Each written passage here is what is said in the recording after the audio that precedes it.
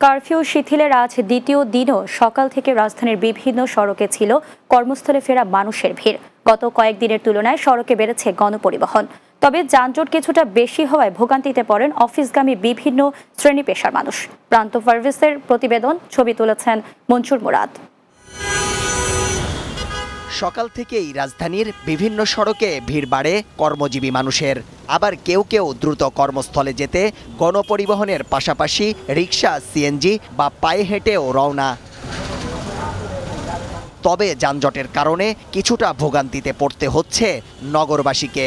ভেবেছিলাম যে আসার সময় হয়তো রাস্তা ফ্রি পাবো, কিন্তু আমার খিলক্ষেত থেকে আসতে প্রায় 1 ঘন্টা লাগছে।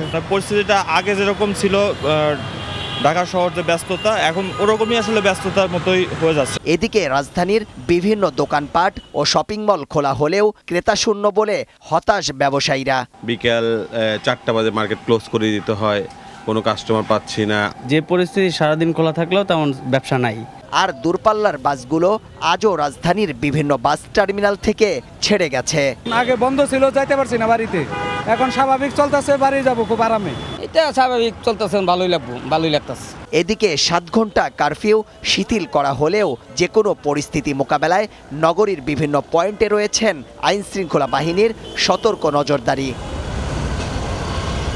টানা কয়েকদিনের শুনশান নগরী কাটিয়ে আবারও পূর্বের রূপে ফিরেছে রাজধানী ঢাকা। তবে সড়কে দেখা দিয়েছে তীব্র যানজট, এতে অনেকটাই নাকাল হয়ে পড়েছে জনজীবন।